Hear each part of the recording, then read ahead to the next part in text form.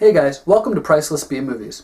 So here we are, it's 2015, we're halfway through 2015, and if you go back the last 4 to 5 years, there have been some movies that have come out that are considered real staples of the horror genre in the last half a decade. Movies like Paranormal Activity, Insidious, The Conjuring, Oculus. You know, it's like one or two movies come out every year that everyone kind of thinks defines mainstream horror.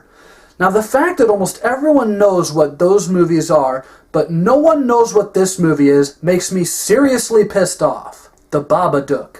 So the Babadook has Essie Davis playing a mother who is dealing with the loss of her husband, still dealing with the loss of her husband. It actually happened several years ago, but she hasn't been able to move past it. She hasn't been able to move past it because she lost her husband on the exact same night that she gave birth to her son. Her son is played by Noah Wiseman, and this is a truly amazing thing that happens here because not only is Essie Davis really, really good in this, but Noah Wiseman is really, really good in this. This is one of the best child performances I've ever seen. I'm not even joking about that. Because here's the thing. For the first, 20 minutes of this movie, you really, really hate this kid. Now, if you're out there, if you're a parent, I'm not a parent. I have nieces, I have nephews, I'm around kids from time to time. And, here's the thing. If you're a parent and you acknowledge that, yes, you love your child, but there are definitely times that, oh my God, you just wish you could smack them, just they drive you up the wall sometimes. That's okay. There's nothing wrong with you. Now, if you're one of those parents who goes, oh, my kid's just an absolute angel all the time, I don't know what's wrong with your kid. Screw you. The kid in this movie is really annoying. After 20 minutes, I wanted to jump into the screen and beat this kid. This kid was so incredibly annoying.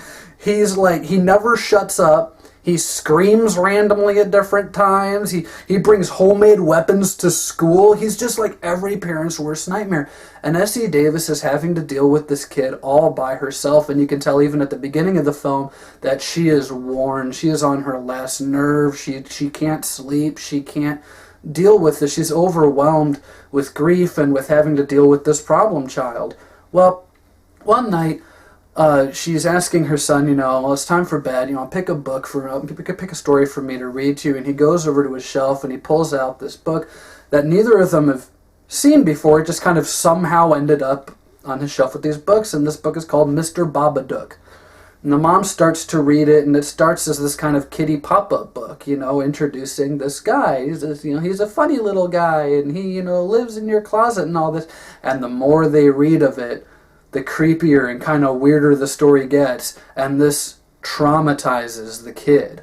So it's not bad enough that he's already been really annoying, but now he's centered.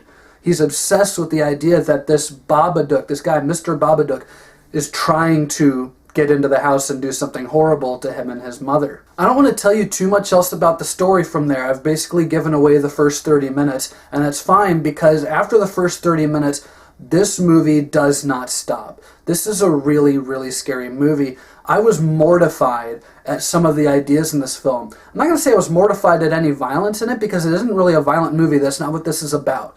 This is just a really sharp, disturbing film because of the themes that it deals with and because this film works in two very different ways. You can watch The Babadook as a straight monster movie and you'll probably like it.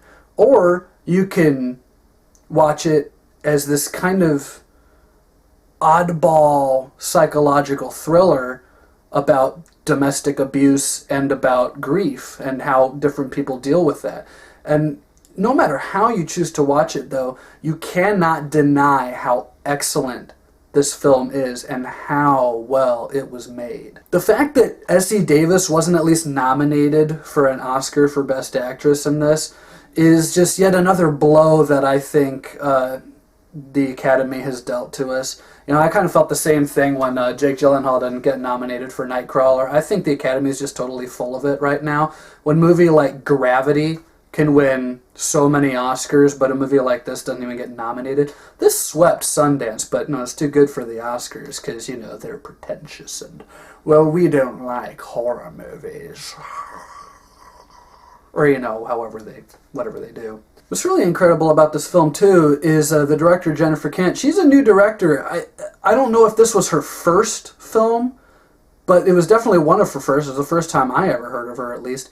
And this is incredible. I really, really hope that she makes more horror movies. This movie is scary in a way that I forgot things could be scary in. This is not a movie that's scary because there's a monster in the closet. This is not a movie that's scary because it's a gore fest. This is not a movie that's scary because a door slammed all of a sudden. This is a movie that's scary because it's about real human emotion and just how far someone can be pushed before they're not the person you knew anymore. There's that real human terror about how well do you know someone and how much is someone capable of, and just kind of that breaking point that they can reach where they are no longer human, where they are a monster. Whether this is a monster that is something that is tangible, that is something that can chase after you or hurt you, or what's even more horrifying is if it's someone you know and someone you care about. These elements work so well in the Babadook that it blew my mind. As soon as I watched it, I had to watch it again, and I had to watch it again. And I've seen the film a handful of times now, and it is easily my favorite horror film of the last 5 years. The Babadook gets 4 stars. If you have not seen it, I believe it's still up on Netflix, and you can find it at almost any video store. You have no excuse. Watch The Babadook now. You will be so happy that you did. So that's my review of The Babadook. Stay tuned. I got a lot more reviews coming. Also, if there's a film you can think of that doesn't get a lot of respect or gets a lot more shit thrown at it than you think it should, and you want to know what my opinion is on it, let me know in the comments section, and I'll see what I can do about checking out a copy of that movie and putting up a review for you. Thanks for watching, and stay tuned for more Priceless B movies.